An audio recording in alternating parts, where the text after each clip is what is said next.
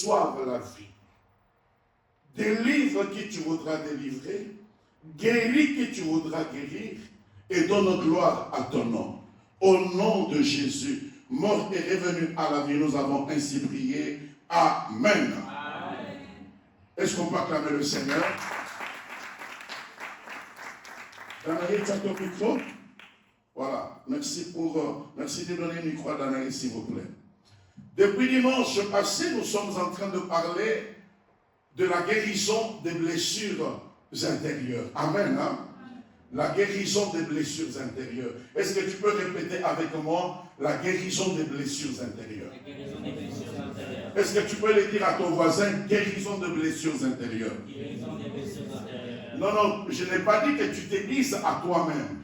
Dis-le à ton voisin ou à ta voisine, guérison des blessures intérieures. Bon, si il n'a pas été gentil avec toi, change de voisin, regarde un autre voisin, dis-lui, guérison des blessures intérieures.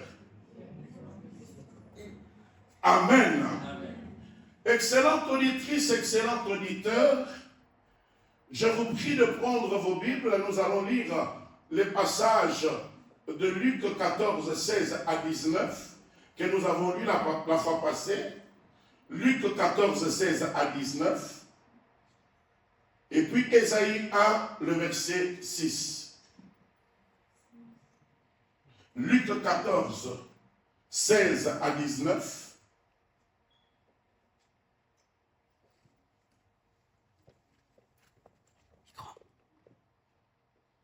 Luc 4, excuse-moi. Luc 4, pas 14. Luc 4. Luc 4, 16 à 19. Est-ce qu'on peut avoir un micro pour Danaï, s'il vous plaît?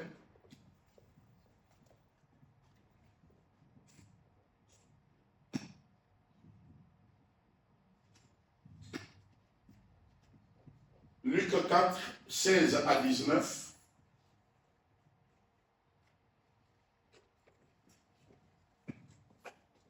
Je lis la parole du Seigneur. Amen. Il se rendit à Nazareth, Oui. où il avait été élevé, Oui. et selon sa Lèvons-nous, s'il vous plaît, je vais cesser de vous embêter tout à l'heure. On lit juste la parole et puis après, vous allez vous asseoir. Là, c'est Jésus. Il s'est rendu à Nazareth. Vas-y. Où il avait été élevé. Oui. Et selon sa coutume, il entra dans la synagogue le jour du sabbat. Oui. Il se leva pour faire la lecture. Oui. Et on lui remit le livre du prophète Ésaïe. L'ayant déroulé, il trouva l'endroit où il était écrit L'Esprit du Seigneur est sur moi, parce qu'il m'a oint pour annoncer une bonne nouvelle aux pauvres. Il m'a envoyé pour guérir ceux qui ont le cœur brisé, pour proclamer aux captifs la délivrance et aux aveugles le recouvrement de la vue, pour renvoyer libres les opprimés. Regardez parmi les prérogatives de Jésus, il dit, le Père l'a envoyé pour guérir ceux qui ont le cœur brisé. Ésaïe 1, le verset 6.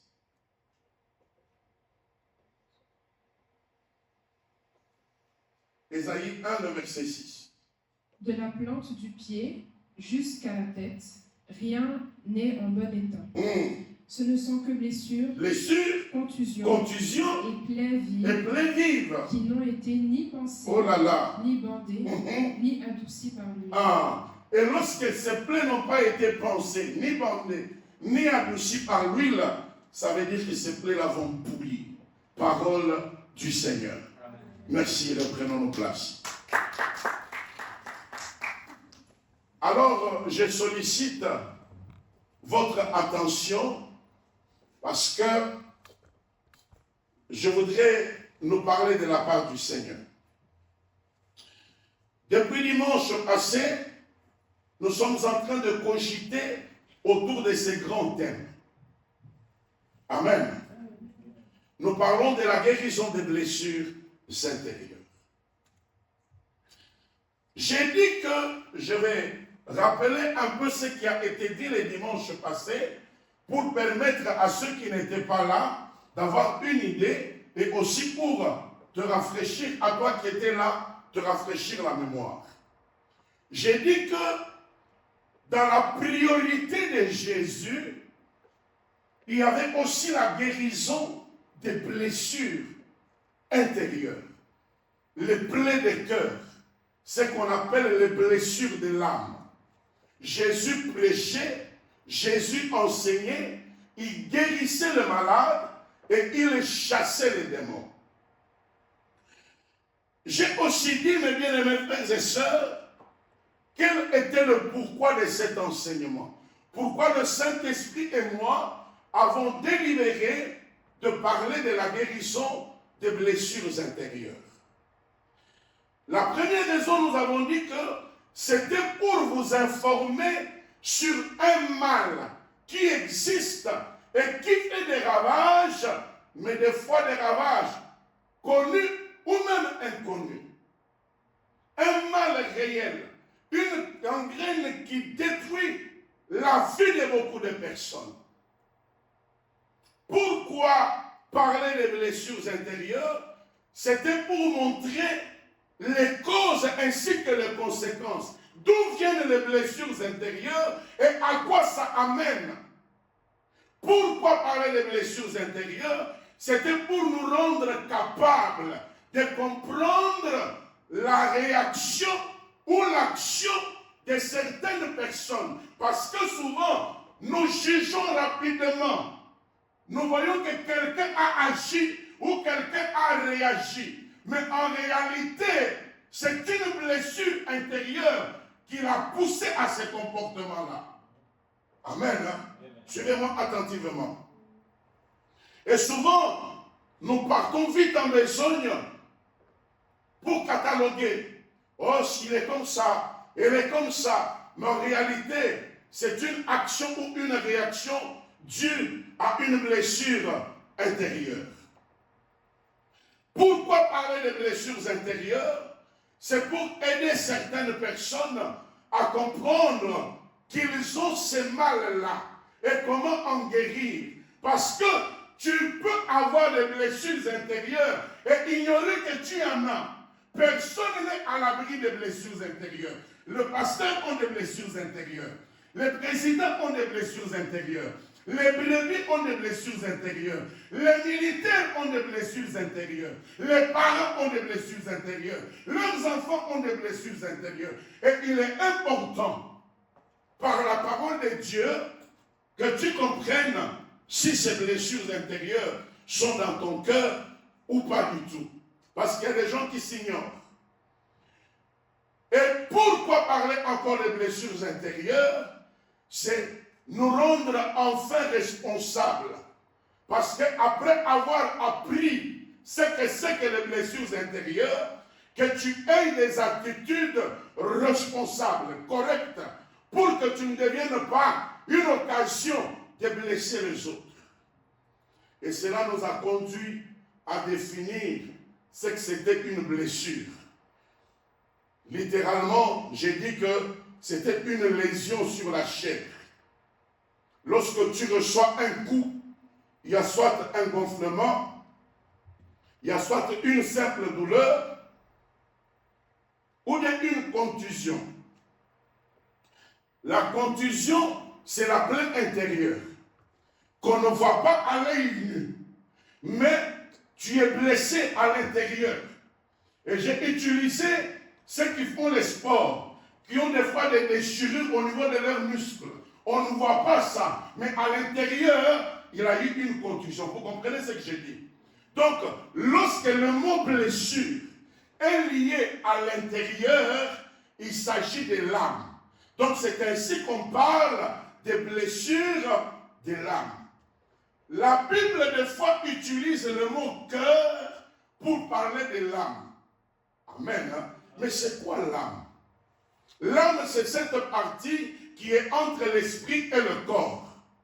C'est le siège de tes émotions, de tes décisions. C'est ce qui fait ta personnalité.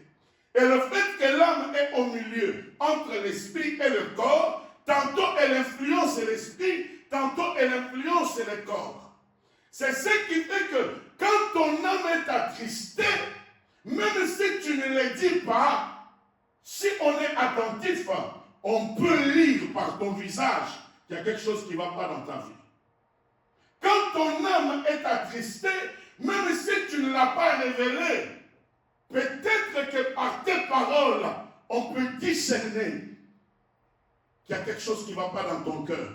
Et peut-être par tes attitudes. Amen, Église. Amen. Est-ce qu'on peut acclamer le Seigneur?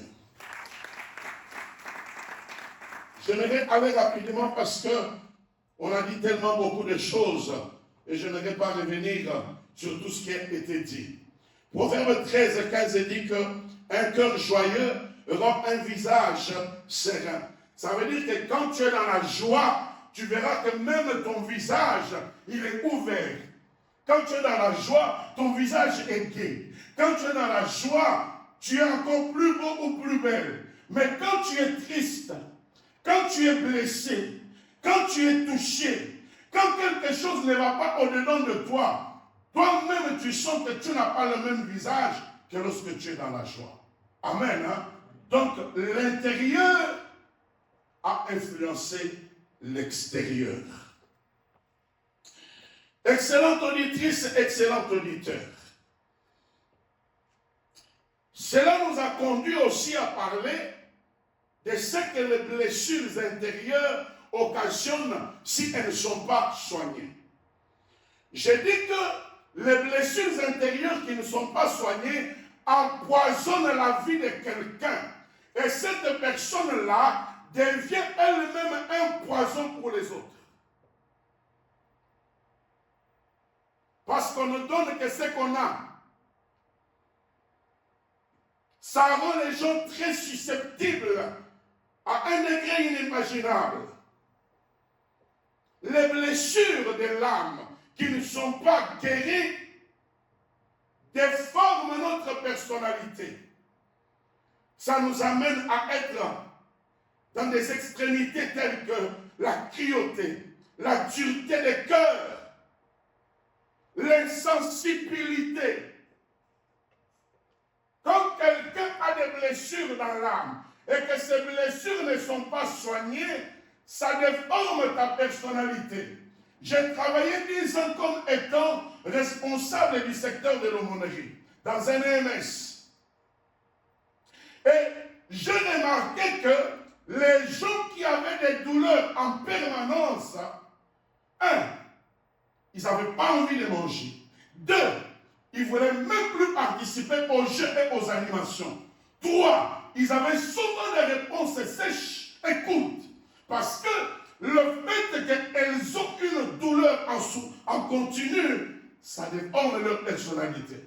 Si tu ne sais pas, tu peux penser que généralement, c'est une personne méchante, c'est une personne impolie, mais en réalité, ce sont les blessures de son âme qui ont changé, modifié sa personnalité. Alors, il faut des fois que tu fasses une auto-analyse de ton cœur. Est-ce qu'il t'arrive d'éprouver la douleur pour les autres? Est-ce qu'il t'arrive quand tu pries de verser des larmes dans la présence de Dieu? Est-ce qu'il t'arrive d'être sensible à la douleur des autres? Les blessures de l'âme qui ne sont pas guéries, mes bien-aimés frères et sœurs, comme je le disais tout à l'heure, déforment notre personnalité. Il a été prouvé que 85% des voleurs à main armée ou des violeurs sont des personnes blessées. Je continue, je suis en train de faire un récapitulatif avant de continuer. J'ai dit beaucoup de choses. C'est dommage que cet enseignement n'a pas été enregistré. C'est vraiment dommage. David, improvise-toi aujourd'hui en caméraman. Amen, hein? S'il te plaît, tu peux te mettre là, tu peux prendre une chaise, si tu es fatigué, et tu peux filmer cet enseignement, ok? Voilà. Ah. Et puis, Daniel, pendant là où tu es aussi, tu filmes, tu peux prendre mon image et tu prends les images des autres. Comme ça, j'ai des images différentes. Et je peux sélectionner parmi ce que vous allez dire, vous allez filmer pour qu'on poste ça. Parce que je ne comprends pas ce qui se passe. Amen, Église. Donc, je disais, mes frères et sœurs, que les blessures de l'âme qui ne sont pas soignées inaugurent un cycle inarrêtable. Ça veut dire que le blessé va aussi blesser. Et ainsi de suite. Il faudrait guérir la blessure pour briser les cycles. Sinon, ça sera continuel. J'ai donné l'exemple de ce monsieur qui était blessé par son directeur. Lui, il a blessé sa femme. La femme a blessé le petit Junior. Le petit Junior, fâché, il a donné un coup de pied à son chien. Le chien, fâché, en sortant, il a mordu quelqu'un qui passait dans la rue. Un cycle. Les blessures de l'âme, si elles ne sont pas soignées, elles sont à la base de beaucoup de déséquilibres émotionnels. Tu verras que quelqu'un qui a des blessures intérieures, il a un déséquilibre affectif. Il a un besoin affectif exagéré. C'est ainsi que je vous ai donné le conseil la fois passée. Vous êtes des jeunes, vous n'êtes pas encore entrés dans le mariage. Mais avant d'entrer dans le mariage, rassurez-vous que vous n'avez pas de blessures dans le cœur. Rassurez-vous que vous avez tourné la page du passé. Rassurez-vous que vous n'entrez pas dans une relation de mariage avec des blessures dans le cœur. Sinon, ton partenaire ou ta partenaire va subir inconsciemment ou consciemment les blessures qu'il y a dans ton cœur. Tu vas te venger sur lui ou tu vas te venger sur elle. Une fille qui a été déçue par un Thaïlandais va donner conseil à tous ses amis que les Thaïlandais sont de mauvaises personnes. Il ne faut jamais avoir un ami thaïlandais. Mais c'est un seul Thaïlandais qui l'a déçu, mais tous les Thaïlandais sont devenus mauvais. Amen. Ça déséquilibre. Est-ce que quelqu'un me suit? Est-ce que quelqu'un me suit? Amen. Mes bien-aimés frères et sœurs, si les blessures de l'âme ne sont pas guéries, comme je le disais tout à l'heure, eh bien, vous verrez qu'il y a un grand déséquilibre. Et vous verrez qu'il y a des personnes au niveau affectif, vous ne comprenez pas. Elle a 16 ans, elle a 20 ans, mais comme je vous ai dit la fois passée, quand je suis parti en RDC, dans mon pays natif, j'ai trouvé que les jeunes filles sont avec des papas de 85 ans, de 75 ans, mais elle a à peine 18 ans, 20 ans. Mais quand tu suis très bien, tu verras qu'en réalité, c'est parce qu'elle n'a pas connu son père. Elle n'a pas reçu l'amour paternel. Alors elle s'aimait avec un vieux, à la fois pour avoir un copain ou un ami, mais à la fois derrière pour avoir une couverture d'un papa. De même aussi, je ne sais pas si vous avez suivi, il y a un documentaire qui est passé dernièrement, un jeune garçon qui avait 22 ans, mais il voulait épouser une femme qui avait 83 ans. Mais lui, il avait 22 ans. Ils étaient en train de se faire des bisous, il disait qu'ils s'aimaient, il disait que c'était un amour vrai, et que beaucoup de choses. Ils peuvent expliquer tout ce qu'ils veulent, mais il y a un déséquilibre. Et si tu remontes à la source, c'est une question de blessures intérieures. Est-ce que tu me suis? Amen. Les blessures intérieures qui ne sont pas soignées sont à la base, mes bien-aimés frères et sœurs, des situations désastreuses. Un blessé a difficile à entretenir de bonnes relations, difficile à faire confiance. Il est allergique aux remarques. Chaque fois que tu veux lui faire une remarque, il pense que tu veux encore le blesser. En fait, ce n'est pas de sa faute, c'est la blessure de l'âme qui le pousse à réagir de la sorte. Amen. Difficile pour cette personne d'avoir de bonnes relations. Très difficile. Tu verras, il a des problèmes avec son père, avec sa mère, avec son propre ami, avec ses voisins, avec ses collègues. Donc, partout où il passe, il a des problèmes relationnels.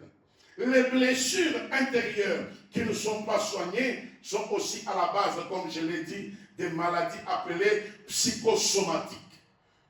Tu peux faire toutes sortes d'analyses. Les médecins spécialistes peuvent te consulter.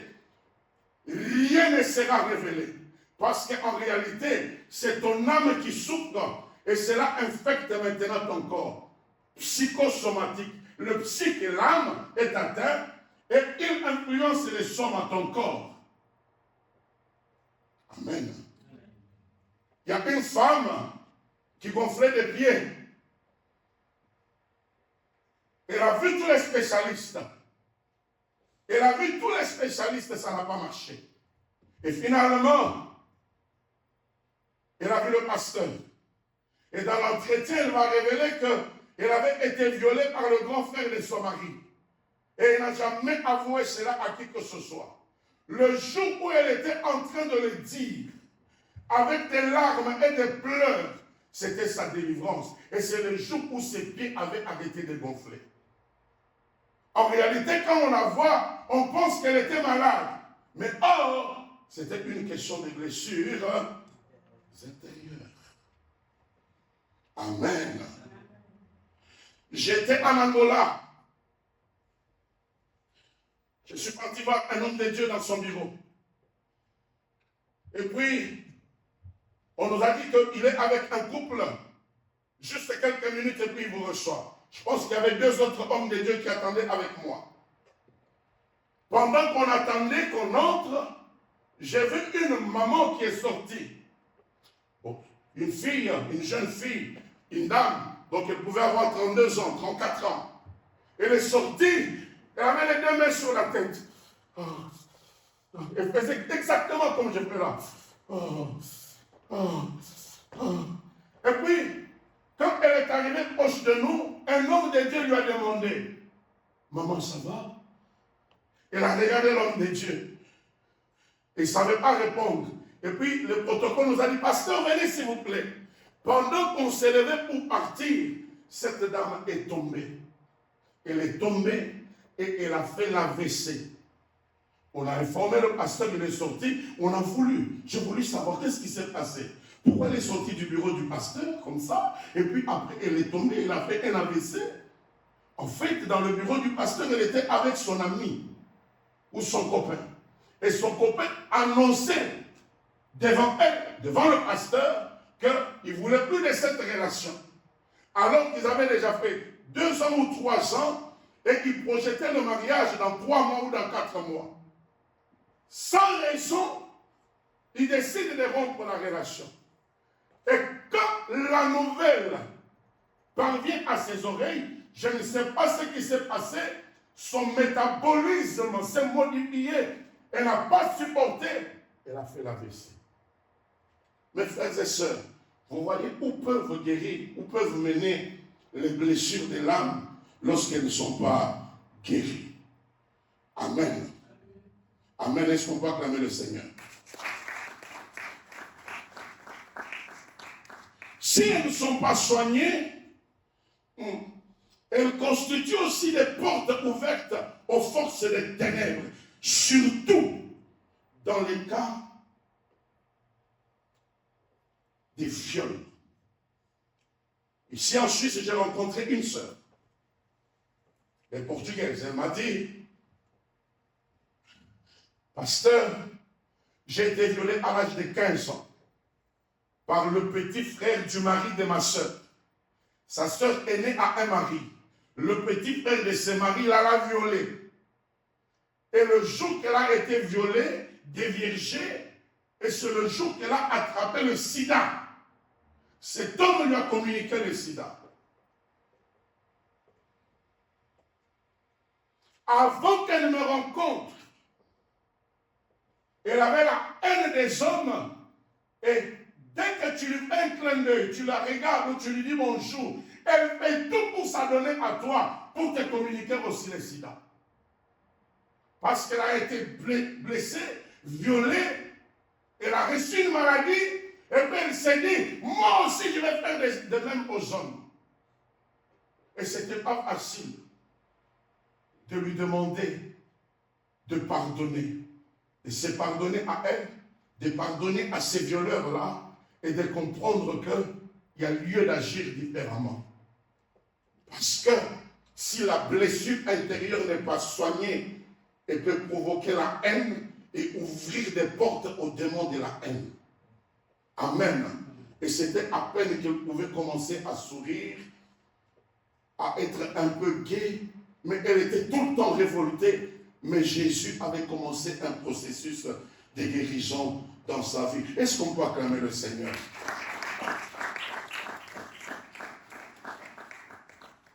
Amen. Hein? Alors, aujourd'hui, je voudrais parler, mes bien-aimés frères et sœurs, de quelques causes de blessures intérieures, et je voudrais parler d'abord de causes prénatales. Oh my God. Sachez que chaque blessure intérieure a une cause. Chaque blessure intérieure. D'où viennent ces blessures intérieures? J'avais dit la fois passée, c'est soit par commission ou par omission. Par commission, ça veut dire, on t'a fait des mauvaises choses et tu es blessé. On t'a dit des choses qui t'ont blessé. Par omission, ça veut dire, tu avais souhaité avoir certaines choses et on ne te les a pas données. Et sans que tu les saches, ça a engendré des blessures intérieures. À ton anniversaire, tu voulais un vélo, mais tu ne savais pas que papa ou maman n'avait pas la possibilité de te l'offrir. Mais tu as vu ton collègue de classe, on lui a offert un vélo. Sans que tu les saches, ça a occasionné des blessures dans ton cœur. Est-ce que vous me suivez? Proverbe 13, 12, la Bible dit, un espoir différé rend le cœur malade, mais un désir accompli est un arbre de vie. Un espoir désir. Tu espérais avoir quelque chose. Tu espérais qu'on te donne quelque chose, mais on ne te l'a pas donné. Et tu commences à te poser des questions. Pourquoi on ne m'a pas donné? Pourquoi je ne l'ai pas eu? Oh, le Seigneur, par cet enseignement, va délivrer beaucoup de cœurs et va guérir beaucoup de blessures intérieures. Oh, donne-moi un bon amen. Amen. Les causes principales des blessures intérieures, il y a des attitudes. Des attitudes, mes frères et sœurs. Une sœur était venue me dire qu'elle fréquentait un milieu. Et quand elle arrivait dans ce milieu-là, il y avait un groupe de trois sœurs qui la regardaient.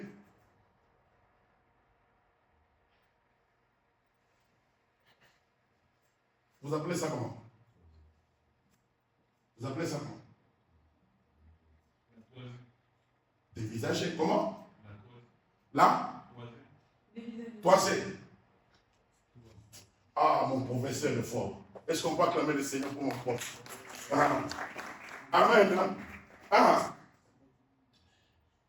Les attitudes. Vous savez, on peut ne pas te dire quelque chose, mais juste une attitude et ça te blesse. Une manière de te regarder pour te dénigrer, pour te faire comprendre que tu ne vaux rien, tu n'es rien. Les attitudes provoquent aussi des blessures intérieures. Il y a aussi certains agissements. Il y a aussi des comportements que nous subissons. Mais ce qui va vous étonner, ce qui provoque plus de blessures intérieures, c'est souvent des mauvaises paroles. Des mauvaises paroles. Dénigrer quelqu'un. Toi, tu veux quoi, toi? Tu veux quoi? Tu es qui? Tu es quoi? Tu es quoi même? Comme disent nos frères ivoiriens. Tu es quoi même? Hein? Tu es quoi même? quand tu n'es pas pris à ta juste valeur, quand tu es déconsidéré, quand on te fait comprendre que tu vaux moins qu'un papier hygiénique, les paroles touchent énormément. Mes frères, mes sœurs, les paroles ne sont pas matérielles, mais vous ne pouvez pas vous imaginer combien les paroles blessent et touchent. J'ai rencontré une femme qui m'a dit, j'aurais préféré qu'il me prive de ceci ou de cela. J'aurais même préféré qu'il me donne une gifle, mais qu'il tienne les propos qu'il a tenus à mon égard. Il y a des personnes très injurieuses. Vous êtes en couple, vous êtes en relation amicale ou professionnelle, mais il va te descendre avec la parole, t'insulter. Est-ce que tu peux nous balancer, s'il te plaît? S'il te plaît. Jérémie 18, le verset 18. Les paroles. Jérémie 18, le verset 18.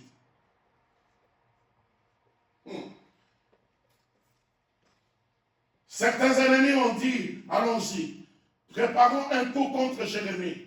Nous ne manquons pas de prêtres pour nous enseigner la loi, ni des sages pour nous donner des conseils. Nous ne manquons pas de prophètes pour nous communiquer la parole de Dieu. Allons-y, attaquons-le en disant du mal de lui. Mais il y a une version qui dit, allons-y, tuons-le avec la parole. Tuons-le avec la parole. Les paroles blessent. Les paroles touchent énormément. C'est pourquoi prenez la décision de tourner votre langue cette fois lorsque vous vous adressez aux autres. Que ce soit ta femme, que ce soit ton mari, ton frère, ta soeur, ton collègue ou ta collègue. Comment tu peux dire de ta soeur, c'est une pourriture? Comment tu peux dire de ton frère, je ne sais pas, je manque même des mots. Contrôlons nos paroles, mes frères et sœurs. Les paroles blessent.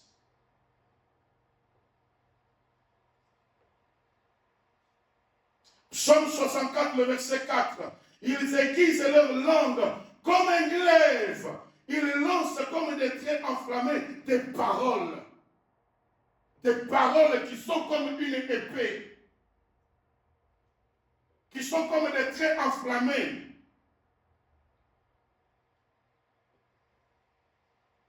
Amen.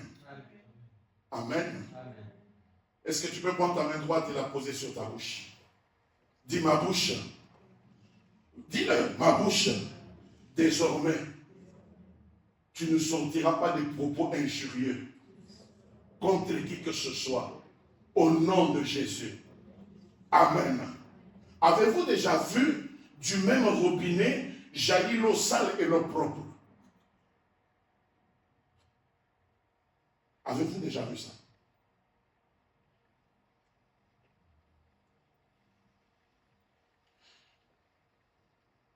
Psaume 140, le verset 4. Ils aiguisent leur langue comme un serpent. Ils ont sur leurs lèvres un venin d'aspic.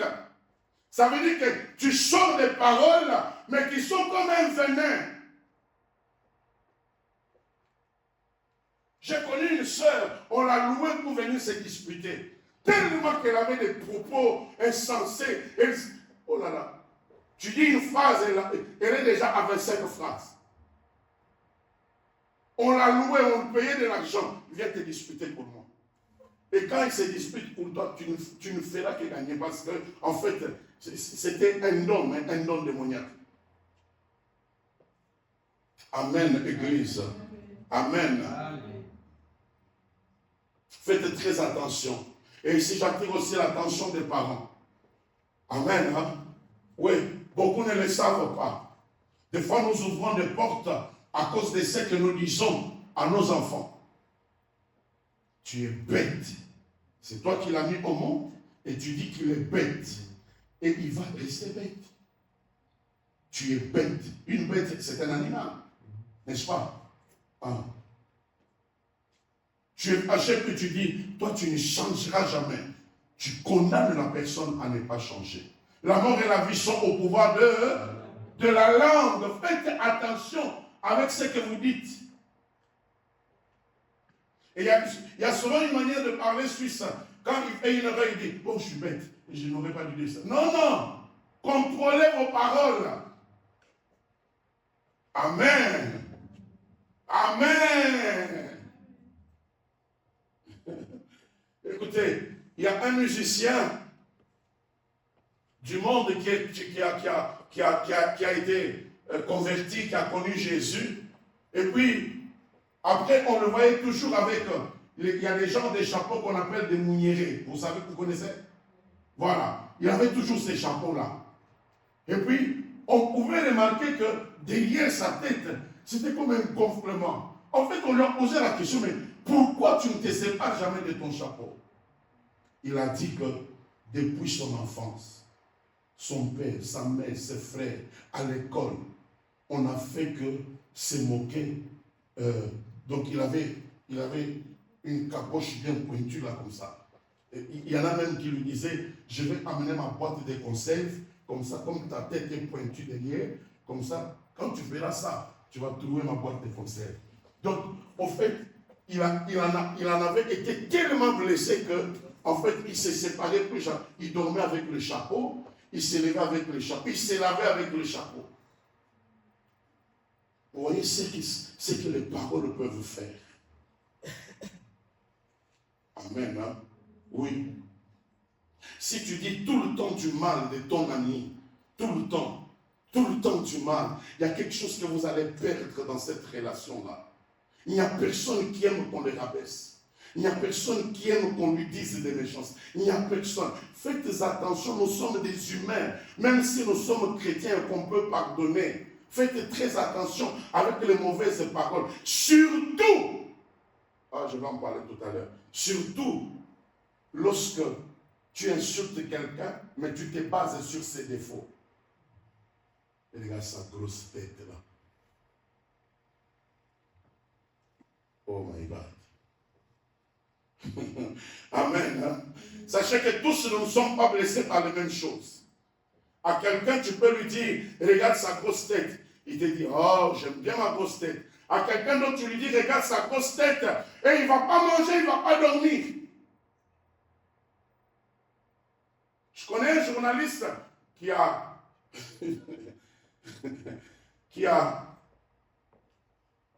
il a un nez, je pense que son nez commence par là, et puis, alors, lui-même il parle de son nez, il dit, ben, je sais que vous allez m'insulter comme d'habitude, vous allez parler de mon nez, mais sachez que j'ai un gros nez pour bien respirer. En fait, il a banalisé ça. Mais il y a eu un ministre dans mon pays. Il avait un gros nez et les femmes ont même... Elles ont commencé à appeler un verre. Vous voyez des verres de table. Elles ont surnommé certains verres que non, c'est le nez de tel ministre. Supposons que le ministre s'appelle Freddy, et puis elles ont commencé à vendre des verres qui s'appelaient le nez de Freddy. Et il a dû quitter le gouvernement tellement qu'il en avait honte.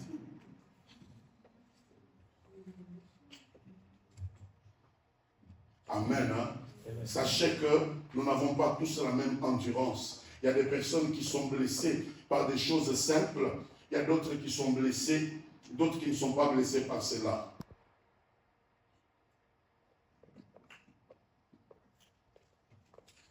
Quand on t'inflige une blessure, c'est comme une semence. Et cette semence va produire quelque chose dans ta vie.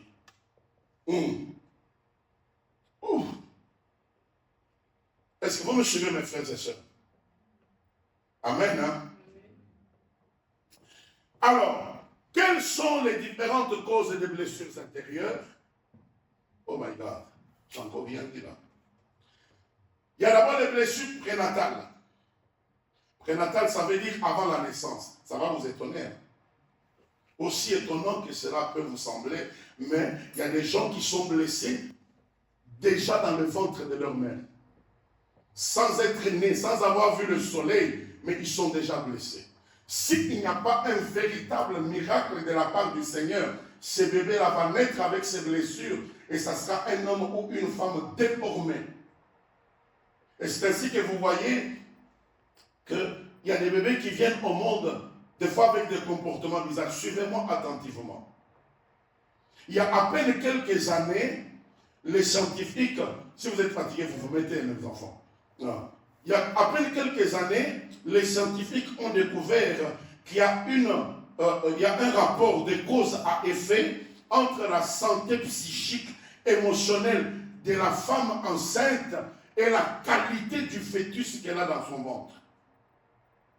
Il y a juste à peine quelques années, les scientifiques ont découvert cela. Mais la Bible en parle depuis longtemps, je vais vous le prouver. Vous comprenez ce que je suis en train de dire? Ils ont découvert que les émotions qu'une femme enceinte ressent, ces émotions-là sont aussi ressenties par le bébé qui est dans le ventre. Et non seulement qu'il les ressent, elle lui communique les mêmes émotions. Si elle est dans la joie, le bébé aussi sent la joie et puis il devient dans la joie. Il devient joyeux.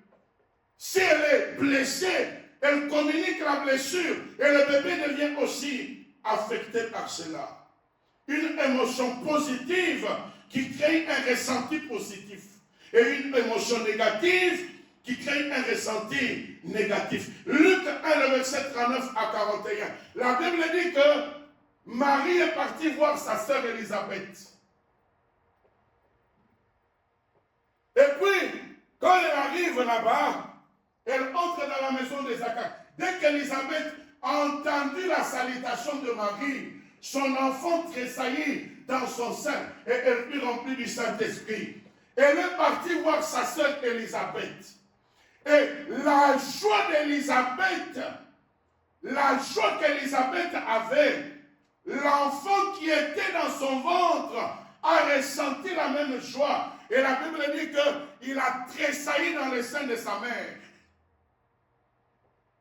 Amen. Femmes enceintes, faites très attention lorsque vous êtes enceinte avec les genres des émotions que vous avez.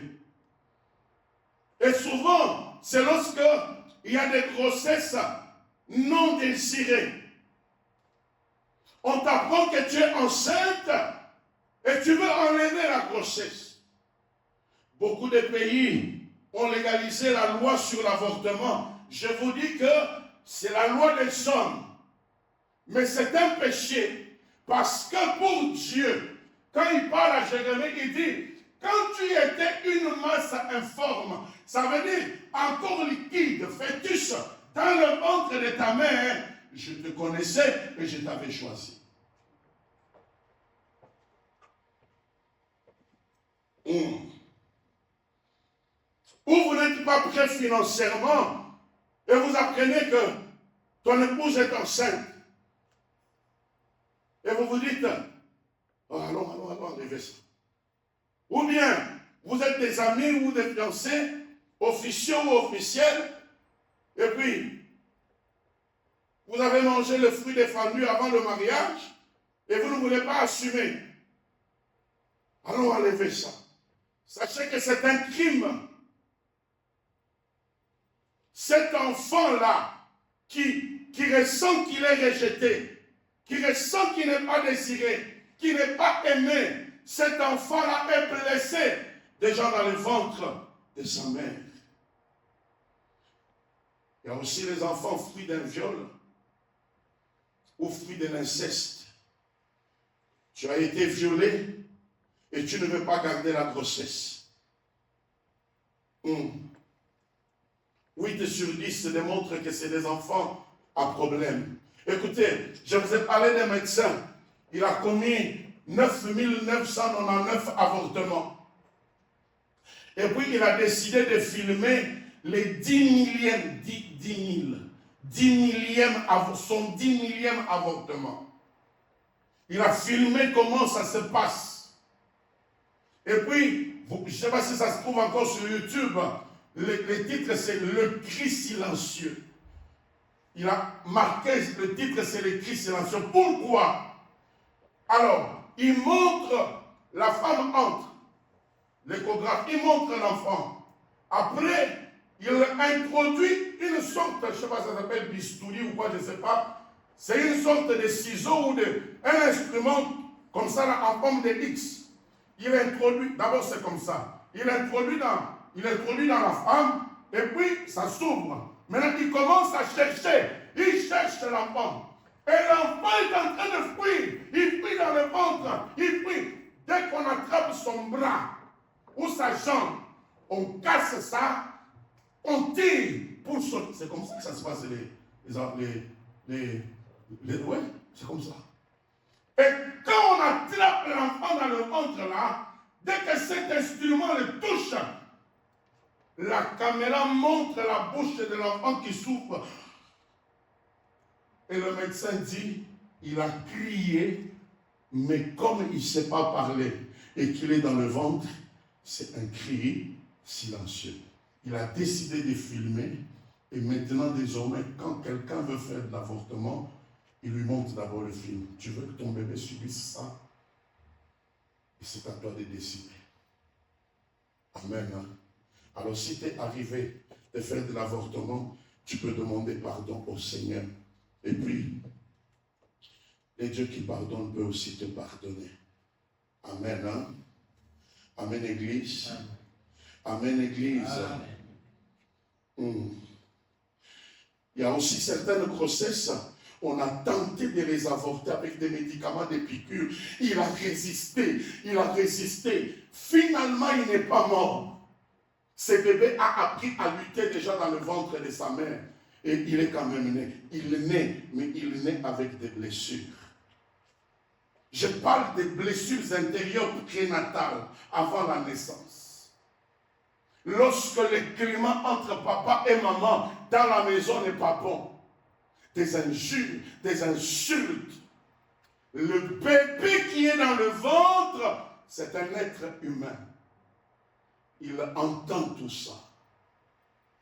Et des fois, lorsque le papa dit, d'ailleurs cet enfant-là, je te le laisse comme un cadeau, je n'en veux pas.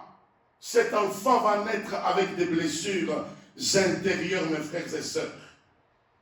Quand tu seras papa, quand tu vas te marier, et que ta femme est enceinte, s'il te plaît, si tu n'as pas un caractère humoriste, ou si tu n'es pas romantique, s'il te plaît, commence à piquer des crises de romantisme. Oui, commence à piquer.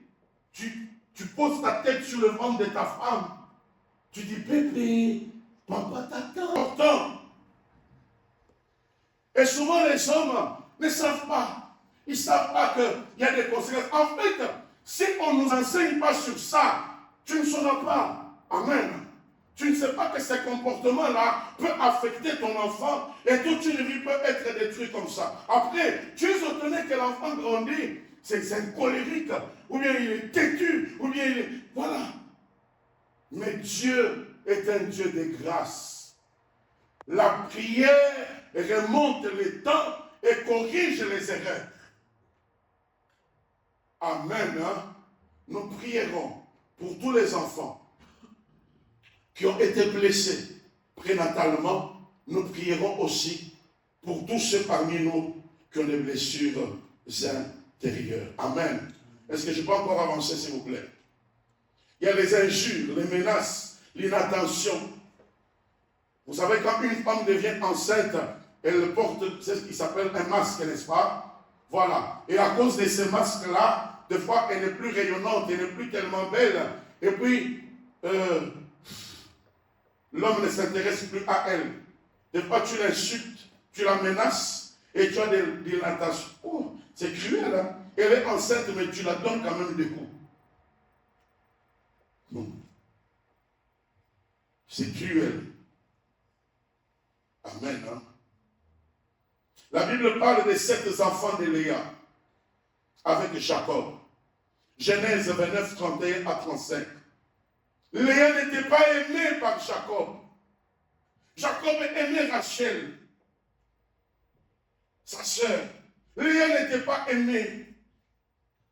Elle a fait des enfants Et le fait qu'elle n'était pas aimée, elle savait qu'elle n'était pas aimée. La qualité des enfants qu'elle a pu avoir, qu'est-ce qui s'est passé dans la suite? Ils ont haï leur frère Joseph et ils l'ont vendu comme esclave.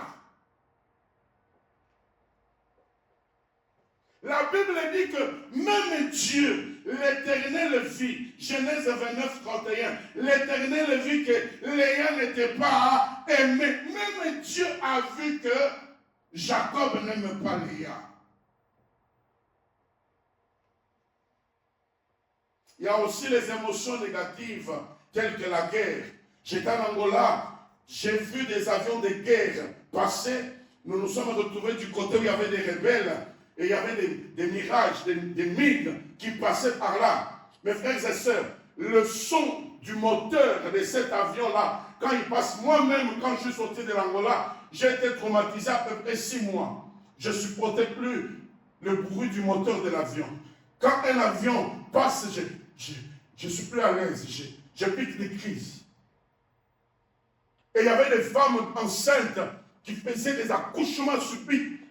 Oh là là, à cause de la peur, à cause de la tension. Alors, quand vous serez enceinte, faites très attention avec vos émotions. Amen. Hein?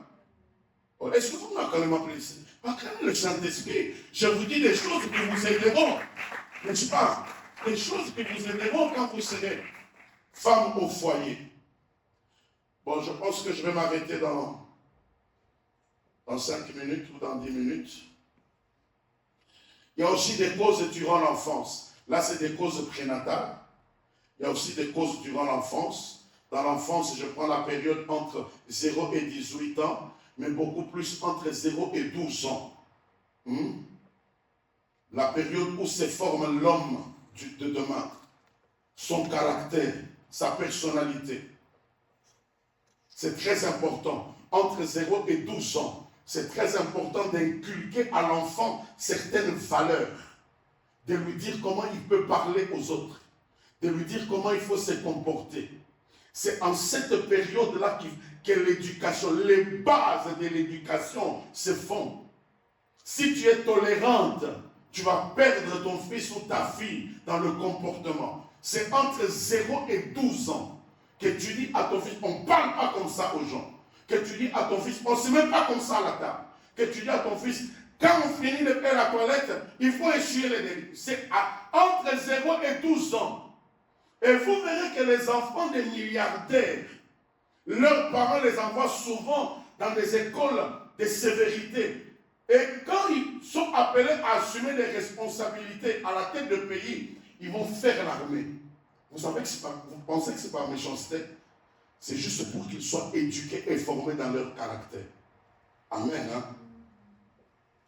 La Bible dit dans Proverbe 22, le verset 6, « Instruis l'enfant selon la voie qu'il doit suivre, et quand il sera vieux, il ne s'en détournera pas. » C'est très bien à toutes les femmes qui amènent leurs enfants à l'église.